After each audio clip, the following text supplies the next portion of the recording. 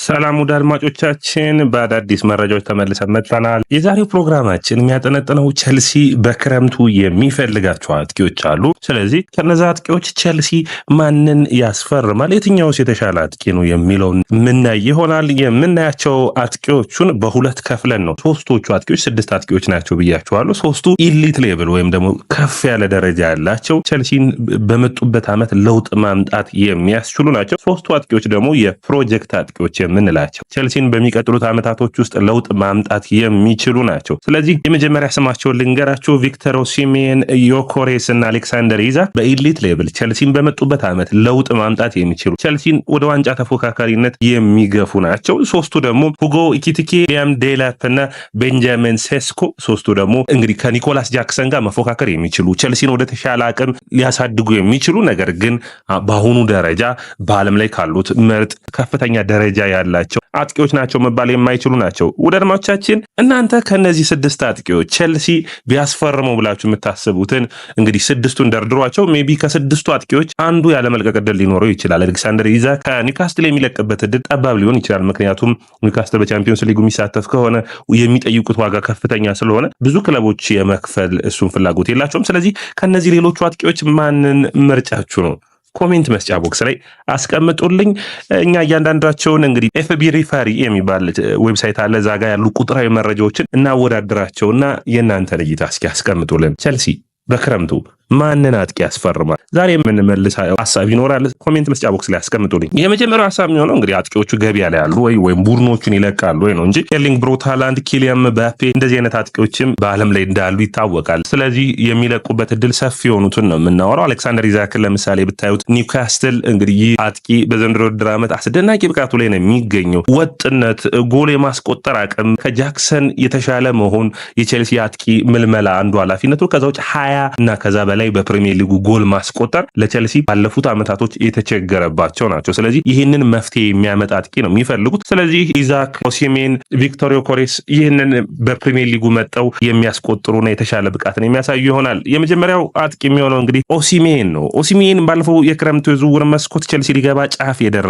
ነበር። ቸልሲ ኦሲሜንን አምጦ ቢሆን በኔ እይታ አሁን ካለበት ደረጃ 3ኛ ደረጃን የመያዝ አቅሙ ከፍ ያለ ይሆናል። አትሊስት በኦሲሜን ምክንያት 6 እስከ 9 ነጥቦችን የማግኘት እድል ይኖረው ነበር። ስለዚህ እንደዚህ አይነት ዝውውሮች ለቸልሲ ያስፈልጋል። ይህ አጥቂ እንግዲህ በየ73 ደቂቃው ጎሎችን ያስቆጥራል። በየጨዋታው እስካሁን ድረስ በቱርክ ሊግ 7.5 ሬቲንግ ተሰጥቷል። 26 ዓመቱ ላይ ይገኛል። 3 ቀላል ጉዳቶች አጋጥመውታል። ባለፉት በቱርክ ሊግ ባለደረጋቸው 23 ጨዋታዎች 20 ጎሎችና 3 አሲስቶችን አድርጓል።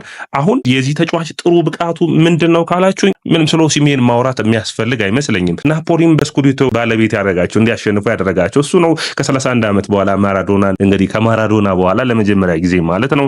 ከዛ ውጭ የቡድኑ አቅም መሆን የሚችል ነው። ኦሲሜን እና ኒኮላስ ጃክሰን ብታወዳድሯቸው ኦሲሜን በጣም የተሻለ ነው። በምን ካላችሁኝ ጎል በማስቆጠር ሊንክ አፕ ፕሌው ጃክሰን የተሻለ ነው። ስለዚህ የተለያየ አይነት ሚና ያላቸው ሁለት አጥቂዎች የሚኖሩ ይሆናል። ያኔልካና የድሮግባን አይነት ሚና የሚያስታውስ በቸልሲ ቤት የሚታይ ይሆናል። ስለዚህ ምንም ጥያቄ የለውም። ሁለተኛው አጥቂ የሚሆነው ቪክቶር ዮኮሬስ ነው። ቪክቶር ዮኮሬስ ስዊድናዊው የአጥቂ እንግዲህ 26 ዓመቱ ላይ ነው የሚገኘው። እንደ ኦሲሜን ሁሉ 1.87 ነው። በቀኝ እግሩ ነው ጎሎች የሚያስቆጥረው። በ2025 ጉዳት አጋጥሞት ነበር። በ39 ጨዋታዎች 40 ጎልና 10 አሲስት። ይህ ቁጥር አስገራሚ ነው። ከኦሲሜንም ትንሽ የተሻለ ሆኖ ይታያል። በጎል አስቆጣሪነቱ በኩል በጣም የሚገርም አጥቂ እንደሆነ ይታያል። ኤክስጂ ወይም ደግሞ ጎል ማስቆጠር የነበረበት የተፈጠረለት እድል 26 ነው። 40 ጎል አስቆጥሯል። ምን ያክል ልዩነቶችን መፍጠር የሚችል ነው። በየ27 ደቂቃው ጎል ያስቆጥራል። በጣም ቪክቶር ዮኮሬስ ፖርቹጋል ሊግን ከእንግሊዝ ፕሪሚየር ሊግ ጋር ማወዳደር አይቻልም እንጂ በቁጥር መረጃዎች የማይታመኑ ናቸው። አትሊስት ግን በ0.7 ወይም ደግሞ በ3/4 ቢቀንስ እንኳን በፖርቹጋል ሊግ 40 ጎል ያስቆጠረ አጥቂ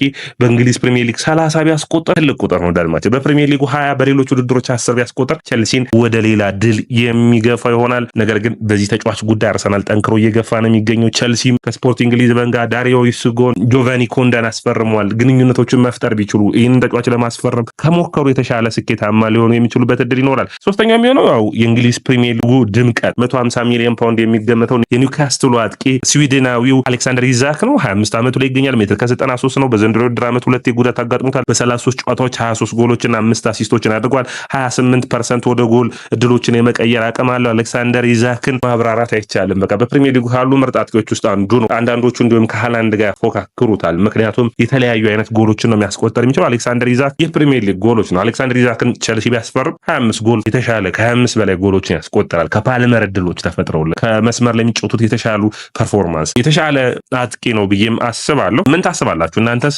ኮሜንት መስጫ ቦክስ ላይ አስቀምጡልኝ። ሶስቱ እንግዲህ ቸልሲ ኢሊት ብሎ የሚፈልጋቸው ናቸው። ከሶስቱ በእናንተ እይታ ቸልሲ የትኛውን የተሻለ ቢያስፈርም ይችላል? በማስፈረም እድል ወደ ቸልሲ በመምጣት እድላቸው አሁን ባሉት መረጃዎች ተመርኩዘን ስናየው ኦሲሜን የተሻለ እድል አለው ብዬ አስባለሁ ወደ ቸልሲ የሚሄድ ዮኮሬስ ወደ አርሰናል። ነገር ግን የዝውውር መረጃዎች ባንዴ እንደሚለውጡ ታውቃላችሁና ቪክቶር ዮኮሬስም የመምጣት እድል ሊኖረው ይችላል። ስለዚህ የተሻለው ግን ብዬ የማስበው ደግሞ በአጥቂ ብቃቱ ቪክቶር ዮኮሬስ ነው ብዬ አስባለሁ። ኦሲሜን የተሻለ ነው። ነገር ግን በቡድኑ ሁኔታ በተለያዩ አይነት ፈተናዎች ከኦሲሜን ይልቅ ቪክቶር ዮኮሬስ በሆኑ ያክል ቁጥሮችና በሆኑ ያክል መጠኖች የተሻለ ነው። ለምሳሌ በምን አይነት ልዩነት እንዳላቸው እያንዳንዳቸውን በቁጥራዊ መረጃዎች የምናወዳድራቸው ይሆናል። በቀጥታ ሶስቱ ደግሞ ተስፈኛ አጥቂዎችን እነማን ናቸው ብለን ስናስብ ሊያን ዴላፕ ነው የመጀመሪያው የሚሆነው። ዴላፕ የእንግሊዝ ፕሪሚየር ሊግ ልምድ ያለው ነው። አንደኛ፣ ሁለተኛ አሰልጣኙ ከሆኑ ከኤንዞ ማሬስካ ጋር አብረው የመስራት ታሪክ አላቸው። ምን የተለየ ነገር አለው ሊያም ዴላፕን የሚያስፈልግ ካላችሁኝ፣ ጎል አሲስት በማድረግ ሊያም ዴላፕ ከሌሎች አጥቂዎች ደካማ ቡድን ውስጥ ነው የሚጫወተው። ስለዚህ ይህ ብቃቱ ራሱ የሚያሳየው ነው የሚሆነው በእኔ እይታ። ከዛ ውጭ 12% ሹት አኪዩሬሲ ያለው ጎሎቹን ለማስቆጠር ከቪክቶር ዮኮሬስ ከነይዛ ጋር ስታወዳድሩት ቁጥሮቹ ደከም ብለው ሊታዩ ትችላላችሁ። ነገር ግን በፕሪሚየር ሊጉ 10 ጎሎች አሉት። ያ ጥሩ የሚባል ነው። ሌላኛው መረጃ የሚሆነው እንግዲህ ሊያም ዴላፕ 22 ዓመቱ ላይ መገኘቱ ነው። ሜትር ከ86 ነው። በወራጅ ቀጠና ካለ ቡድን ውስጥ 17% ሹት የመቀየር አቅም አለው። በ220 ደቂቃዎች ጎሎችን ያስቆጥራል። ስለዚህ ዴላፕ ከሶስቱ ደግሞ የምናወዳድራቸው የትኛው የተሻለ ነው ብለን ስናይ ዴላፕ የተሻለው ነው የምናየው ይመስለኛል። ሁለተኛው የሚሆነው ቤንጃሚን ሴስኮ ነው። ሴስኮ ባለፈው ውድድር ዓመት በብዙ ቡድኖች ይፈለግ ነበር። በዘንድሮ ውድድር ዓመት አሁንም አርሰናል፣ ማንቸስተር ዩናይትድ፣ ቸልሲ ይፈልጉታል። አሁን በክረምቱ ዝውውር መስኮት ምንድነው አስቸጋሪ የሚያደርገው ካላችሁ ሊቨርፑል፣ አርሰናል፣ ማንቸስተር ዩናይትድ፣ ቸልሲ አራቱም ትልልቆቹ ቡድኖች አጥቂ ይፈልጋሉ።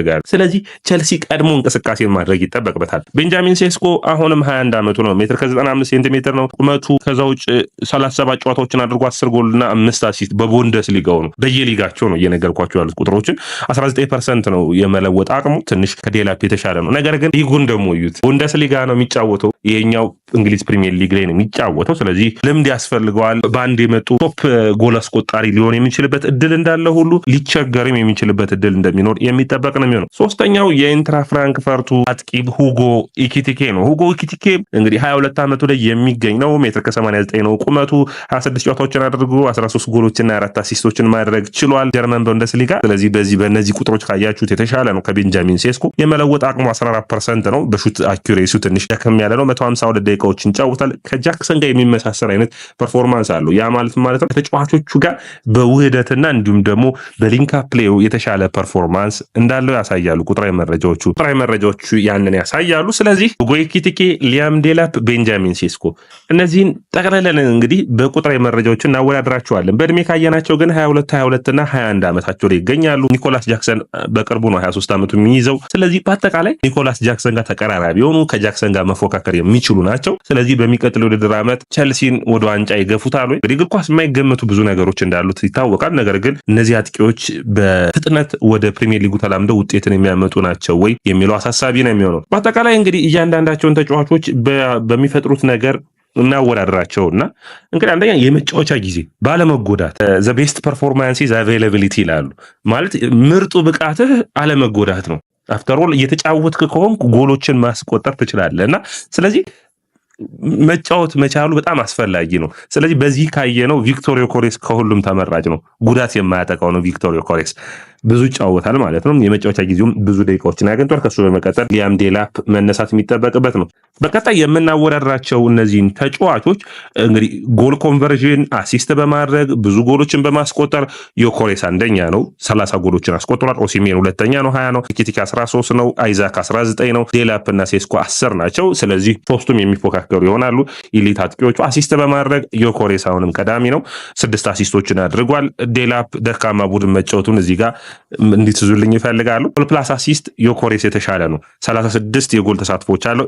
ከዛ በመቀጠል ኢዛክ ይቀጥላል። ሹት ኦን ታርጌት የማድረግ የሚመቷቸው ምቶች ኦን ታርጌቱን የመጠበቅ አቅም ካያችሁ አሁንም ዮኮሬስ እና አይዛክ ነው የሚወዳደሩት። አሌክሳንደር ኢዛክ እና ቪክቶር ዮኮሬስ በጣም ተቀራራቢ ነው። ነገር ግን አንድ ልብ ልትሉት የሚጠበቅባችሁ የዮኮሬስ ቁጥሮች የተሻሉ ቢሆኑም የአሌክሳንደር ኢዛክ ግን በፖርቹጋል ሊግ የመጡ አይደሉም፣ በእንግሊዝ ፕሪሚየር ሊግ ናቸው። ስለዚህ አይዛክ የተሻለ አጥቂ ነው የሚባለው ለዛ ነው ከዮኮሬስ አንጻር። ለምን በእንግሊዝ ፕሪሚየር ሊግ ፕሩቭን የሆነ ነው። የዮኮሬስ ቁጥሮች ወደ እንግሊዝ ፕሪሚየር ሊግ ሲመጡ የመቀነስ እድል በሚገባ አላቸው። ስለዚህ አሌክሳንደር ኢዛክ ሹት ኮንቨርሽኑ 46 ነው፣ ቤንጃሚን ሴስኮ 46 ነው። ዴላፕ እና ሴስኮን ስታወዳድሩ ደግሞ አሁንም የዴላፕ ቁጥሮች የተሻሉ የሚያደርጋቸው ምንድነው በእንግሊዝ ፕሪሚየር ሊግ የመጡ ናቸው። በደካማ ቡድን ውስጥ ተጫውቶ ያመጣቸው ናቸው። ኦሲሜን 40.6 ነው።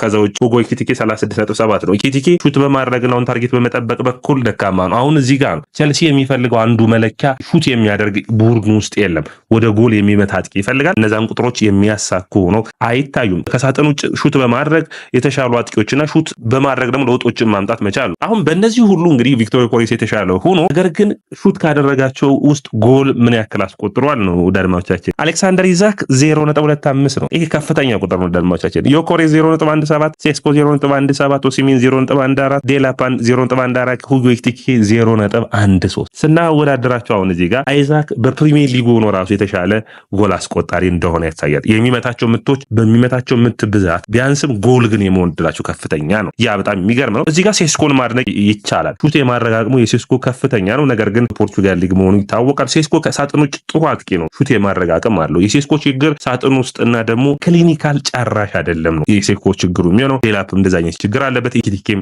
ሶስቱም ታዳጊዎቹ አጥቂዎች ገና ፕሩቭን የሆነ ክሊኒካል አጥቂዎች አይደሉም። ኦሲሜ፣ ዮኮሬስ እና አይዛክ ደግሞ የተሻሉ አጥቂዎች ናቸው። ስለዚህ ብንደረድራቸው በሹት በማድረግና ጎሎችን በማስቆጠር አቅም ለቸልሲ በሚያስፈልገው አንጻር አይዛክ፣ ዮኮሬስ፣ ኦሲሜን፣ ዴላፕ፣ ሴስኮ፣ ሁጎ ኤኪቲኬን ማስቀመጥ እንችላለን። በአጠቃላይ ግን በሊንክአፕ ላይ ፓስ በማድረግ ደግሞ ኤኪቲኬ የተሻለ ነው። በጣም የተሻለ አጥቂ ነው። እዛም ነው አሁን ኤኪቲኬ በክሪስታል ፓላስ በሌሎች ቡድኖች ውስጥ ቢገቡና 1 ዓመት 2 ዓመት ተጫውተው 100 ሚሊዮን ፓውንድ የሚያወጡ የሌላ ቡድን አጥቂ ሊሆኑ ይችላሉ። ኒውካስትል አይዛክን ከመፈለጉ በፊት ሁጎ ኤኪቲኬን ይፈልግ ነበር። ሁጎ ኤኪቲኬ ፒኤስጂ ሄደ። በፒኤስጂ ጥሩ ብቃቱን አለማሳየትን ተከትሎ ወደ ኢንተር ፍራንክፈርት አቀና።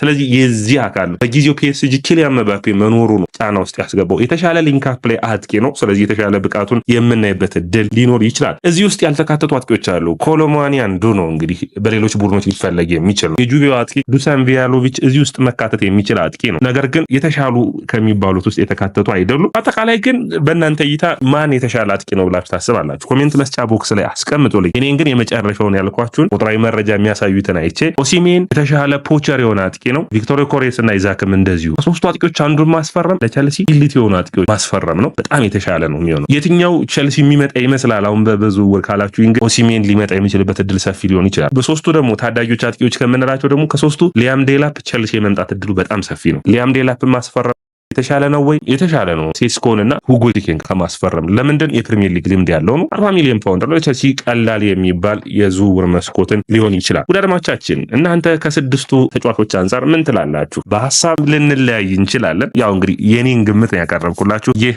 ያያ ስፖርት ነው። ላይክ፣ ኮሜንት፣ ሰብስክራይብ ማድረጋችሁን አትርሱ።